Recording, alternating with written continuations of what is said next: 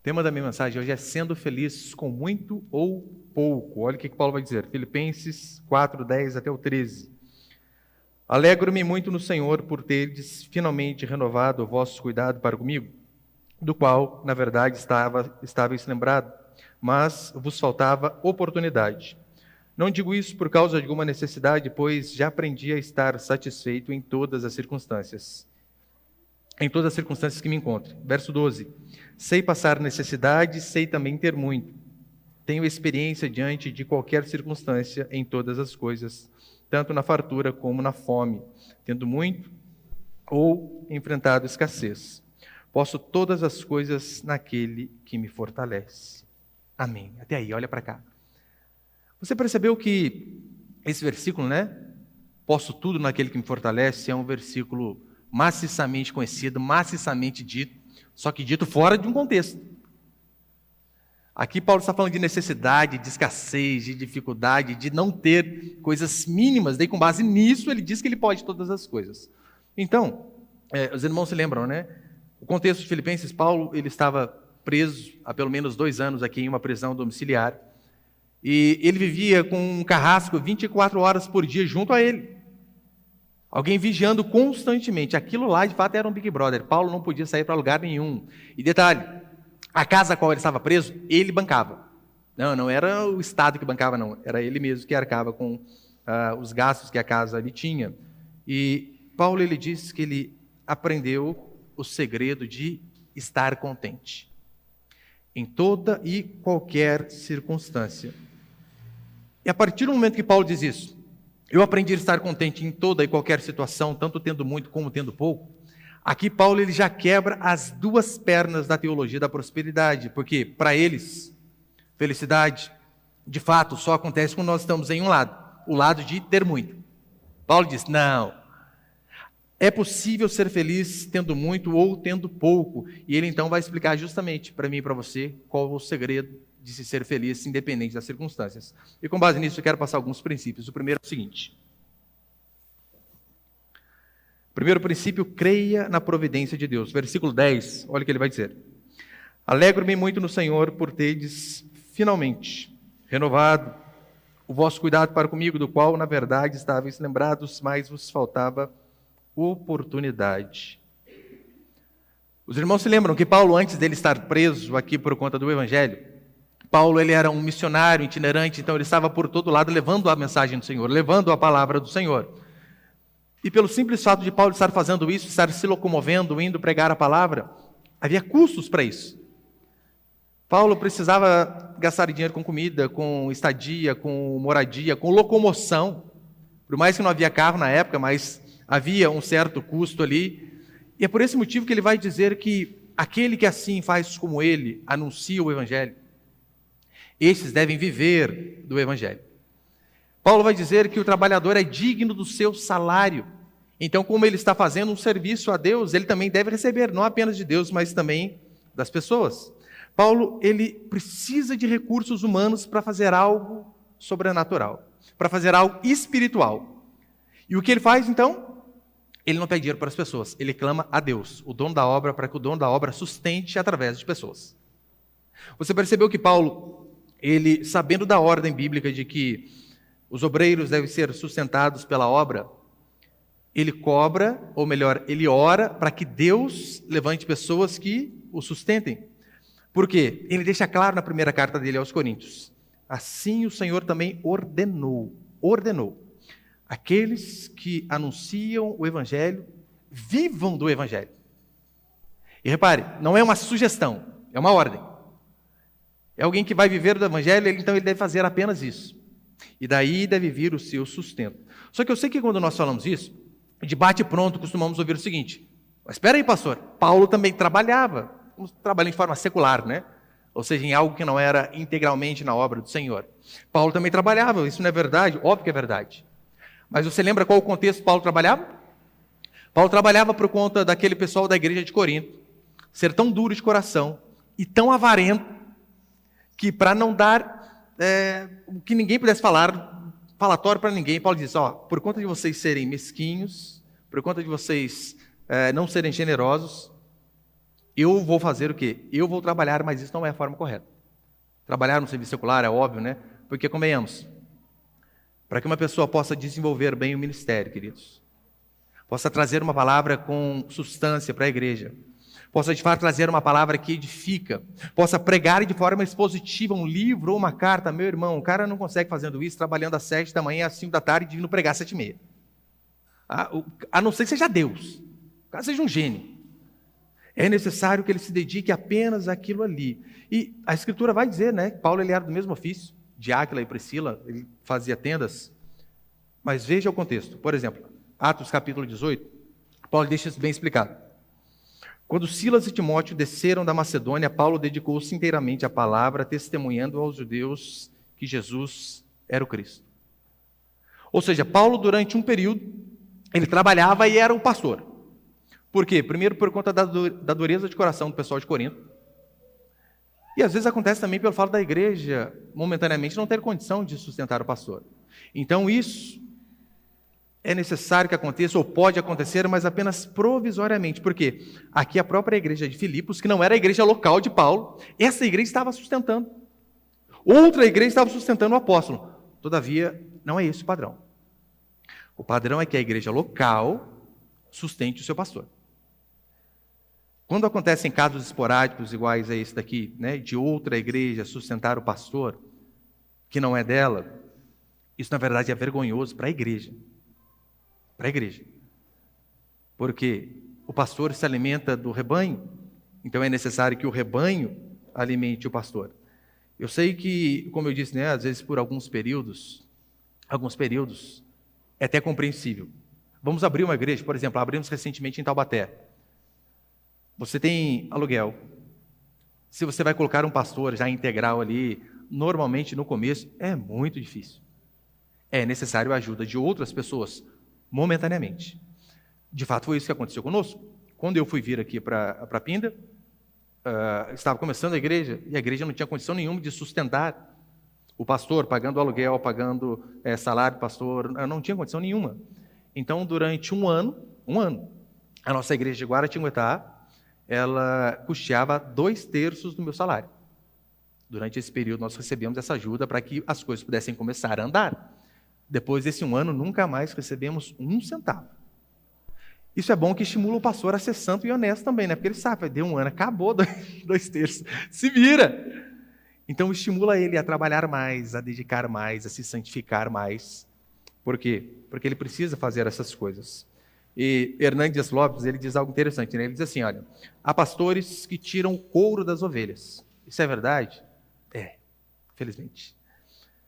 Mas também há ovelhas que tiram o couro do pastor. Tiram o couro do pastor em que sentido? Já ouviu aquele versículo que é assim, de graça recebestes, de graça dai? Quantas vezes eu já ouvi pessoas dizendo isso para mim? É errado, pastor, receber salário, porque de graça receber, você tem que dar de graça. Eu sempre digo, o que eu recebi de graça? A salvação? A salvação é de graça, por isso que a gente oferece de graça. Fora isso, o quê? O que um pastor recebe de graça?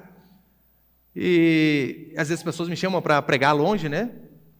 E às vezes eu falo, olha, eu nunca cobrei nada, nunca. Eu falo, mas vocês têm que arcar pelo menos com a minha ida, comida e volta, né? Ah, pastor, mas deve ficar difícil. Eu tenho que pagar ainda. Eu tenho que ir, eu tenho que sair daqui, eu tenho que me bancar para abençoar a vida de vocês. É o mínimo. Tanto é que nós, pelo menos, temos o hábito de fazer isso, né? Nós não cobramos nada, pelo menos os pastores da nossa igreja que eu conheço. Só que toda vez, quando nós chamamos alguém para pregar em nossa igreja, nós fazemos questão de ofertar de forma generosa, porque nós acreditamos que esse é o Evangelho. A pessoa larga a família, a pessoa estuda, a pessoa se dedica, acorda cedo, trabalha. Então ela se desloca, às vezes de um lugar longe para vir aqui. O mínimo que nós temos que fazer é abençoar essa pessoa. E como eu disse, tem igrejas que infelizmente elas vão para esse caminho, né? Tem pastores que são picaretas, mas tem igrejas também que o pastor, quanto mais quebrado o pastor é, mais de Deus ele é. Aí quanto menos ele tem, mais as pessoas dizem, esse daí é de Deus, hein? E as pessoas se orgulham, em que sentido? Às vezes dizem, olha, o meu pastor pensa no nome de Deus. Aí você pergunta, por quê? Ele tem apenas uma causa. Todo culto com a mesma causa. Sapato, para quê? 2, um preto e um marrom, não precisa mais que isso. Visita irmãos longe de bicicletinha. Então eles dizem isso que quase que se orgulhando, sendo que é uma vergonha. Porque eles não dão as condições mínimas necessárias para o pastor. Porque quanto mais condição ele tem, mais pessoas ele consegue alcançar. Você sabe, né? Às vezes eu visito alguns irmãos de bicicleta aqui, mas é por esporte mesmo, porque agora a gasolina está baixando de novo, graças a Deus.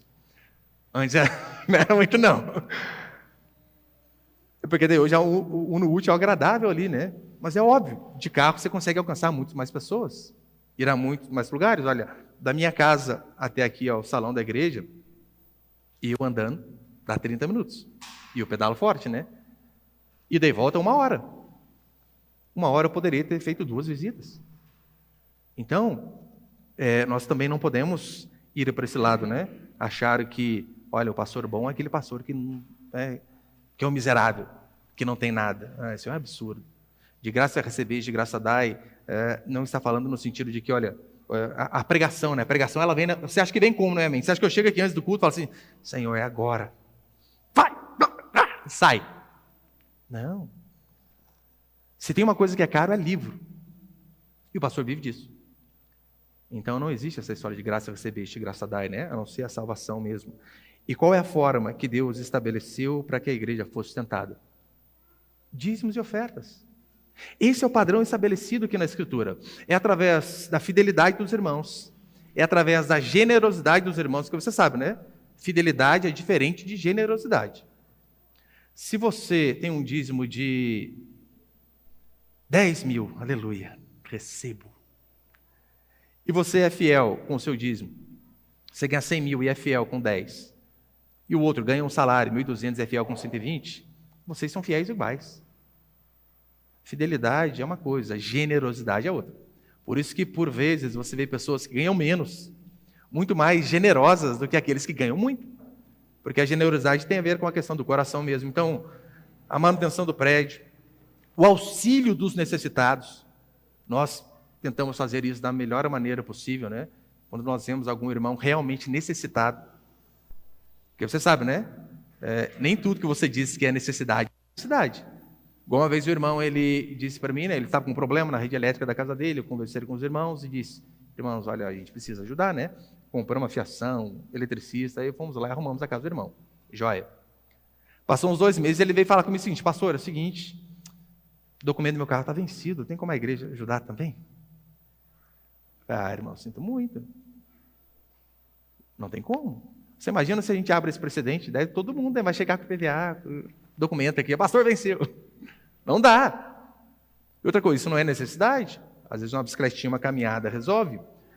Mas a manutenção do prédio, ajuda aos necessitados, o salário do pastor, tudo isso vem da arrecadação da igreja. Tanto é que Paulo, você percebeu aqui que ele se alegra por conta daquelas pessoas terem renovado o compromisso com ele? Oh, Deus, vocês se lembraram de mim novamente, louvado seja Deus. Então aqui, queridos, nós já vemos basicamente o resumo da carta de Filipenses. Paulo, ele escreve esta carta para agradecer uma igreja que não tinha obrigação de ajudá-lo, e mesmo assim, aquela igreja sendo pobre, ela foi generosa para com o apóstolo pelo fato de se preocupar para com ele. Então eles mandam uma oferta mediante um irmão chamado Epafrodito. E eu sei que eles falam assim, né? Pastor, mandou oferta lá pelo irmão. Lembra do contexto aqui. Você sabia que o Pix ele existe esse ano, né? Não tinha antes. Você imagina, não era assim, né? Paulo está passando uma necessidade, ele mandou uma mensagem lá para o Sulano e disse assim, ó, irmão, só o Pix da igreja de Filipenses aqui é tal, né? Ajuda. Não tinha. Não tinha Pix, não tinha caixa eletrônico. Para que houvesse ajuda de outra pessoa ou de outra igreja, como foi aqui, meu irmão, era necessário um baita de um esforço. Não apenas financeiro. Porque arrecadar o dinheiro para ajudar alguém é uma coisa, e talvez a parte mais fácil. Se coloque no lugar desse povo aqui. Não tinha carro. Qual o meio de transporte da época? Barco. Acho que nem barco motorizado tinha. Barco. Camelo. Sandália. Aí então você vê que esses irmãos, eles fizeram realmente muito, além do que estavam as forças deles. Por quê? A distância de Filipos a Roma era 1.270 quilômetros aproximadamente ali. 1.270. Quer ter uma noção qual era essa distância de Roma até Filipos? De carro, se você saísse daqui e chegasse até Porto Seguro. Porto Seguro tem 80 quilômetros a mais ali. 20 horas de viagem. Ou se você pegar sentido sul, Pindamonhangaba, Porto Alegre. Essa era a distância que Epafrodito saiu, depois de colher a oferta daqueles irmãos, para levar para o apóstolo Paulo. 20 horas de carro. Você imagina, barco, camelo e sandália. Demorou dias. Então é de suma importância. E ainda assim nós vemos que tudo isso não impedia aquela igreja de participar das aflições de Paulo. Porque eles poderiam dizer assim, né? Paulo, a gente até ia ajudar, né? Arrecadei dinheiro aqui com os irmãos para te ajudar, mas 1.200 quilômetros, Paulo, poxa, não dá. Nem isso foi empecilho. É tão certo que, eu coloquei uma frase, ele põe, por favor. Warren Wiersbe, ele diz assim, os filipenses se preocupavam com o apóstolo, mas até então não havia tido oportunidade de ajudar. Muitos cristãos hoje têm a oportunidade de ajudar, mas lhes falta interesse de ajudar. Os filipenses, eles tinham interesse e faltava oportunidade. Inúmeros cristãos hoje têm oportunidade, mas não têm interesse. Você acha mesmo que se você agir como esses homens aqui, esses homens e mulheres, em ajudar a sustentar a igreja, você acha que vai faltar para você? Não vai. Pode ter certeza que não vai. E como eu disse, é interessante que Paulo ele pede a Deus e Deus usa pessoas. Por quê? Você ser usado para sustentar uma obra, meu irmão, você não tem noção o quão gratificante é. Tem irmãos que estão com a gente aqui há mais de 5, 7, 10 anos. Eles lembram de como a gente começou a igreja lá na casa, na varanda do irmão que você deu para a gente, tinha um cachorro chato vadedel que atrapalhava por toda vez. Às vezes a gente chegava, a irmã deixava a chave lá, a igreja estava imunda de necessidade de cachorro. Lá atrás. Então você vê, você sendo um instrumento nas mãos de Deus para que a igreja se mantenha, meu irmão, é algo espetacular. Em contrapartida, você repare, você orar a Deus para que Deus sustente a obra e levante pessoas, isso é algo fantástico. Agora, se você fica pedindo diretamente para as pessoas, é algo vergonhoso. Veja que Paulo ele faz diferente, ele ora a Deus e Deus usa pessoas. Ele não fica mendigando as coisas para as pessoas. Por quê? Para cristão é vergonhoso. Vergonhoso ficar pedindo dinheiro emprestado. Olha, eu já vi caso terrível, né? De eu saber, o irmão está devendo para o outro, e eu vou procurar saber, ele estava devendo para 3. Emprestou desse, emprestou do outro. Para a gente que é cristão, é vergonhoso esse tipo de coisa. Pastor ainda muito mais, né? Onde assim o pastor fica pedindo dinheiro emprestado para irmãos da igreja? Isso é absurdo. Há umas 2 semanas, mais ou menos, eu conversava com o irmão, ele não é da nossa igreja, mas ele teve a oportunidade também de ingressar no ministério ali, né, começando e sendo integral da igreja. E ele estava ali falando para mim, puxa vida, pastor, eu não sabia que era tão difícil, né? Porque ganha pouco, e a igreja dele bem maior que a nossa. Então esse irmão estava ali falando para mim, pastor, puxa, eu não sabia que era tão difícil, né? Eu ganho pouco. Daí eu falei, você ganha quanto? Ele falou um valor lá que eu falei, nossa, você está começando a ganhar mais que eu já. É sério. E o irmão tem filhos pequenos, só que tem casa própria. E ele perguntou, mas como que o senhor faz esse milagre, né? De ganhar menos que isso, pagando financiamento de casa, cuidando de 4 filhos. E por que é importante eu falar isso para vocês, queridos? Não é para me vangloriar de forma nenhuma. É porque Paulo muitas vezes fazia isso para defender o seu ministério. Para dizer, quantas vezes vocês me viram aqui desse púlpito chorando? Vocês não ajudam, vocês não pensam a gente, tem filho para criar. Vocês já viram reclamando assim? A arrecadação está horrível. Por quê? Porque vocês não são fiéis. Se a igreja fechar, a culpa é sua. Ninguém pode me acusar disso. Queridos, e passamos muito apertado. Não que hoje a gente seja rico de forma nenhuma, né? Mas pelo menos a corda desceu para a barriga. Não está mais no pescoço. Os irmãos mais antigos aqui são testemunha. Eu fiquei 5 anos. 5 anos sem ao menos receber subsídio, que é aquele reajuste de acordo com a inflação. 5 anos. Durante esse período, houve meses em que a igreja não pôde pagar o meu salário integral e ninguém nunca me viu reclamando. Porque eu preciso acreditar que o Senhor vai sustentar. É assim que funciona. Nunca pedi dinheiro emprestado para ninguém. Para ninguém. Porque se irmãos é feio, pastor é muito pior. Para não ser desonesto, uma única vez. E olha que eu relutei para fazer. Porque eu estava vindo para mudar para cá, para Pinda, vindo de Guará para cá. E eu tinha financiado uma casa, né? Tinha entrado com os processos para financiar a casa. E eu vim de moto, juntei o dinheiro que eu tinha saído do serviço, vendi almoço para comprar janta, tudo que eu podia juntar, eu juntei para dar de entrada na casa. E eu era, igual sou hoje, autônomo, né? Nem registrado sou. E então saiu o financiamento para mim, eu fiquei feliz da vida. Daí a moça falou assim: olha, então você precisa vir aqui amanhã só acertar a parte da documentação. E como eu tinha dado tudo na entrada, eu tinha zerado. Tinha nada. E eu lembro que na época, acho que eram uns 4.000, 4.500, alguma coisinha assim. Eu falei, puxa vida, e agora? E eu tinha prazo, eu tinha 2 dias para acertar isso aí, se eu não me engano, 2 dias. E eu falei, não, eu não vou pedir para ninguém, não vou, né? Não dá. Não tinha como fazer empréstimo, por quê? Porque nem conta em banco eu tinha, só tinha débito. Quem que vai emprestar, né? Aí eu lembro que eu fui conversar com meu pastor, eu falei assim, pastor, eu nunca emprestei dinheiro de ninguém da igreja, nunca. E expliquei a situação da casa, né? Eu estou mudando por conta da igreja. E a igreja não tinha condição de ajudar também. Olha que terrível, hein? Eu falei para ele, olha, mas tem o meu primo, eu posso pedir a ele por conta do parentesco, não por conta de ser alguém da igreja. E por conta da circunstância, né? Só por conta disso. Ele falou assim, eu acho que não tem problema. E o Tiago sempre teve, né? Esse dia que eu pedi, eu não tinha. Sempre teve, né? No dia que eu precisei, estou quebrado. Devia nem ter pedido, né? Daí o que eu fiz? Falei, vou vender carro, vou fazer o que dá para fazer, né?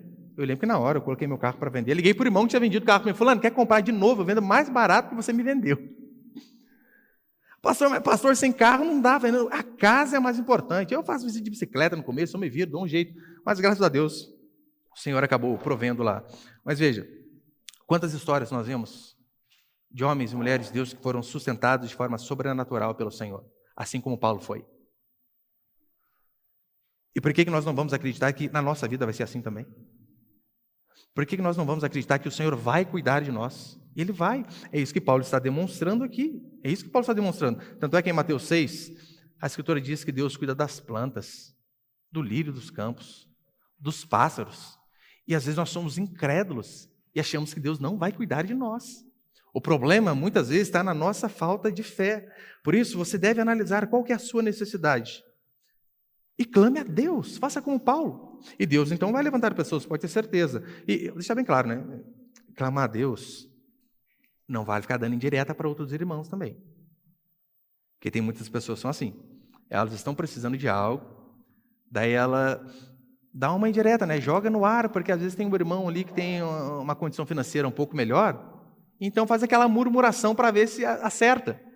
Eu sei que esse exemplo aqui não vale, né? Mas uma vez eu estava vendo um vídeo, o cara, acho que você sabe, né? Depois dos 30, o cara solteiro, o negócio começa a ficar feio, né?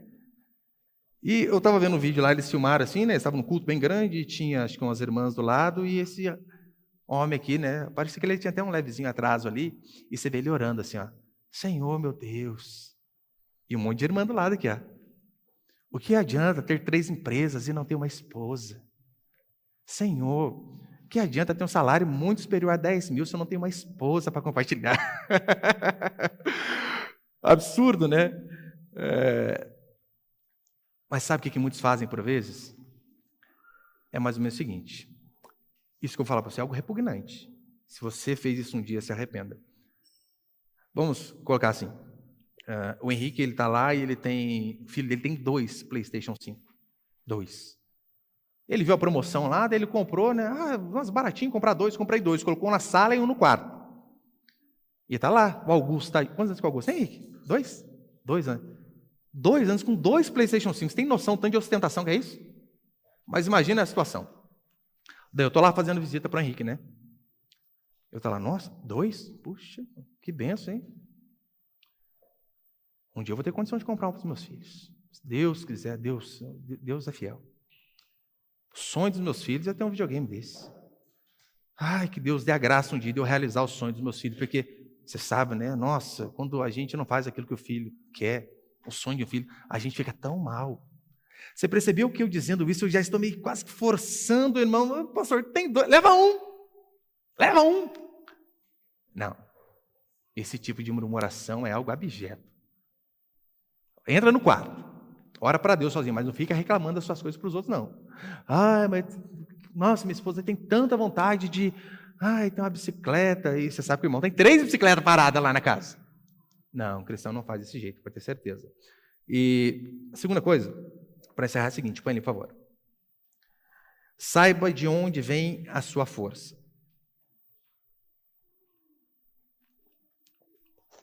Eu não estou dizendo que ninguém aqui fez isso não, tá? Porque se eu ouvir fazendo, eu xingo. Segundo, saiba de onde vem a sua força. Olha o que diz o versículo 11. Não digo isso por causa de alguma necessidade, pois já aprendi a estar satisfeito em todas as circunstâncias em que me encontro. Paulo, ele está se regozijando pelo fato de pessoas estarem o ajudando. Ele poderia aqui, com certeza, ser acusado de mercenário, de ganancioso, de viver das custas dos outros. Poderia, claro que poderia. Paulo, ele diz que ele aprendeu a estar satisfeito em toda e qualquer circunstância. Ou seja, o contentamento que nós temos interior é algo ultra circunstancial. Não depende daquilo que você tem, de como está a sua conta bancária, dos bens que você possui. Paulo diz que o contentamento vai além disso. Mas você percebeu como muitas pessoas, e às vezes, por vezes, nós, cristãos, a nossa alegria depende do momento.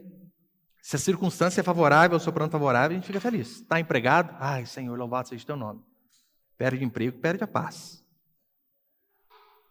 Bate uma enfermidade à porta, acaba todo tipo de alegria.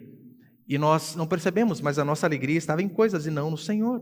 Há pessoas que conseguem se alegrar apenas quando elas possuem bens, quando elas estão com dinheiro sobrando. Paulo aqui tinha todos os motivos do mundo para estar angustiado, preso, com a grande possibilidade de ser decapitado, de morrer, com divisões na igreja, com irmãs brigando, e ainda assim ele disse que o contentamento dele não baseava-se na circunstância. Eu e você devemos lembrar que não devemos ficar reclamando das coisas, não devemos ficar murmurando, porque isso é um claro sinal de pessoas que não são gratas por aquilo que o Senhor tem feito. Se você vive reclamando da casa que você tem, do carro que você tem, da família que você tem, do emprego que você tem, como Deus vai te abençoar se sua vida é reclamar? Como? Devemos aprender a ser mais contentes, independente da circunstância, porque ingratidão, meu irmão, só atrai, na verdade, amargura, angústia e frustração. E quando Paulo diz assim, olha, eu aprendi a estar contente em toda e qualquer circunstância, esse termo ali, né, aprendi, significa literalmente, fui iniciado no segredo. Era usado no estoicismo e hoje é usado maçonaria, por exemplo. Quando a pessoa começa, né, a maçonaria, ela foi iniciada naquele segredo ali da religião. É esse o termo aqui que Paulo está usando. E ele diz que ele foi iniciado em aprender a se contentar. Ou seja, o contentamento ele precisa ser aprendido. Nós precisamos aprender a estar contentes. E como que nós aprendemos a estar contentes? Uma das formas é você não ficar se comparando com o vizinho.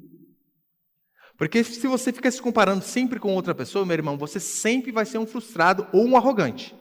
Porque você sempre vai achar pessoas que têm mais que você. Então isso vai te deixar frustrado e com inveja. Daí você está lá, ralando para trocar um carro. Daí você consegue trocar o carro 89 por um 93. É um avanço, 4 anos. Seu vizinho, um ímpio, no mesmo dia aparece com um Honda Civic 0. Você murcha, né? Senhor! Por quê? Porque o seu padrão de contentamento está em bens materiais e não na graça do Senhor sobre a sua vida. Então eu e você precisamos aprender a não ficar comparando com os outros, com aqueles que têm mais, porque isso vai gerar em nós inveja. E nem com aqueles que têm menos, porque isso vai gerar em nós o quê? Arrogância. Óbvio. Você vai ficar arrogante, ó. Nossa, fulano lá, né? Quebrado, eu, graças a Deus, né? Olha a minha sabedoria, o meu investimento, os meus empreendimentos. Olha o tanto que eu tenho. Os filipenses, eles ajudaram Paulo, e Paulo aprendeu a ser grato por aquilo que eles fizeram. Paulo aprendeu a estar contente em toda e qualquer circunstância. E quando ele diz isso, já estou encerrando, né? Em toda e qualquer circunstância, meu irmão, ele não estava dizendo assim, ó, aprendi a ser contente trabalhando e nos 5 meses seguro-desemprego. Não, não era isso. Era em circunstâncias extremamente difíceis, que eu e você, juntando as nossas aflições, não dá, talvez 1/10 das aflições de Paulo. É tão certo que 2 Coríntios 11, Paulo vai dizer aqui, né, um pouquinho do seu currículo. São servos de Cristo? Sou ainda mais. Falo como se estivesse louco. Muito mais em trabalho, muito mais em prisões, em chicotadas sem medidas, em perigo de morte muitas vezes. 5 vezes recebi dos judeus 39 chicotadas, 3 vezes fui espancado com varas. Uma vez fui apedrejado, 3 vezes sofri naufrágio, passei um dia e uma noite em mar aberto. Muitas vezes passei por perigos em viagens, perigo nos rios, perigos entre bandidos, perigos entre os do meu próprio povo, perigo entre gentios, perigos na cidade, perigos no deserto, perigos no mar, perigos entre falsos irmãos, em trabalho e cansaço muitas vezes, em noites sem dormir, com fome e com sede, muitas vezes sem comida, com frio e com falta de roupas. Este apóstolo diz assim: eu aprendi a estar contente em toda e qualquer circunstância. E você está murmurando que eu furou o pneu do carro. Porque chegou em casa, o pai não quis comprar lanche. Não, sobrou do almoço, esquenta. Você fica furioso.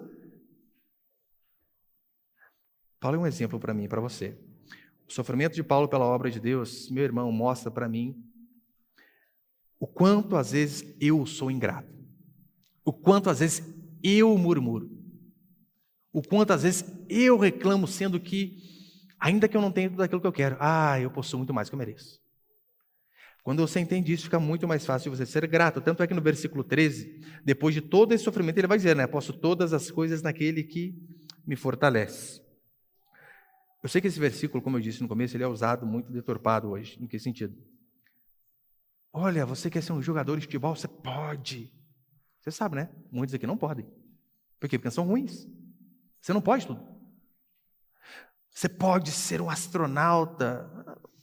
Às vezes não pode. Porque o seu QI é limitado. E se você enxerga a sua limitação, meu irmão, você vive melhor. Muitas coisas nós não podemos.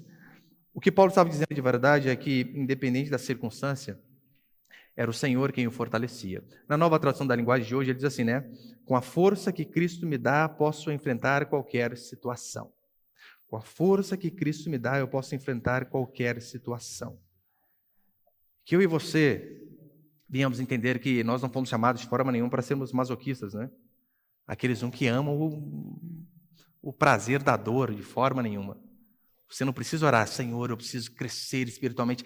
Manda sofrimento de forma nenhuma. Mas em vindo o sofrimento, jamais devemos esquecer que nós sabemos em quem nós temos crido. Nós sabemos que Deus é soberano e que Ele continua cuidando de mim e de você. É por isso que no Salmo 91 vai dizer que o Senhor é o nosso refúgio. Ele é o meu e o seu refúgio. E toda a nossa provisão, ela vem das mãos de Deus. E para encerrar, põe 2 Coríntios ali, por favor. Só aqueles cuja força vem do Senhor podem dizer assim, como Paulo: por isso eu me contento nas fraquezas, nas ofensas, nas dificuldades, nas perseguições, nas angústias por causa de Cristo, pois quando sou fraco, então é que sou forte. Meu irmão, se você entende que a sua provisão, o seu sustento vem do Senhor, se você entende que é o Senhor quem guarda a sua vida, até os momentos de frustração, você vai saber que essas coisas de alguma forma cooperam para o meu bem. Então que nós possamos sempre lembrar que o Senhor sempre cuidou dos seus filhos e Ele vai cuidar de mim e de você. E eu e você devemos, acima de tudo, sermos gratos por tudo aquilo que Deus fez. Porque, como eu disse, ainda que a gente não tenha aquilo que a gente queira, ou tudo que a gente queira. Eu não sei quanto a você, eu não tenho o carro que eu queria. Não tenho. Eu não tenho a casa que eu queria. Não tenho. E a tendência é quando nós começamos a olhar para as coisas assim, a gente ficar frustrado. Sabe por quê? Eu falo por experiência. Eu, durante toda uma vida, o Tiago aqui é testemunha, eu morei em 2 cômodos. Era um quarto que dormia meu pai, minha mãe, minha irmã e eu, e uma cozinha, e quando goteirava, chovia mais dentro que fora. Quando nós prosperamos, avançamos, minha mãe ganhou uma casa do CDHU. Aqui, eles sabem, né? CDHU, aquele lugarzinho que só vai os bandidos lá. Para lá que eu fui. E eu lembro que eu sempre tive o sonho, né? Falei, puxa, toda vez, né? O quarto, ou era com o pai, com a mãe e com a irmã, porque só tinha um, ou quando teve 2, era com a irmã. E é chato ter 4 com a irmã, você sabe, né? O legal é você ter o seu. Eu lembro que quando eu mudei para cá, né? Minha casa, os irmãos já foram, sabe que é simples e tudo. Uma gratidão tão grande. Uma das coisas que eu lembro que me deixou tão grato, sabe o que é? Gesso no teto. Nunca tive. Eu olhava aquele teto lisinho entre aspas, nessa casinha das caixas, você sabe, não é? Eu olhava aquele teto e nossa, gesso em casa. A minha esposa, o dia que a gente colocou uma caixinha de correio no muro, pensa num sorriso que veio aqui. Era cerca viva a casa dela, o carteiro chegava e colocava a carta embrulhada no meio do portão lá. Muita alegria. Aí você olha do vizinho que começa a construir um sobrado, né? Eu já comecei a murmurar. Nossa, tanta criança agora, só 2 quartos. Nem um banheiro dentro do quarto, nem uma suíte, Senhor. E eu percebi, gente, que ingratidão. Então que Deus dê a mim e a você um coração grato por tudo que Ele fez. Porque a gratidão, de fato, é uma das chaves para que nós possamos ver a multiplicação sobre nossas vidas. Lembra os pães e os peixes, né? Tendo dado graças, repartiu. Gratidão é de suma importância. Amém, meus queridos?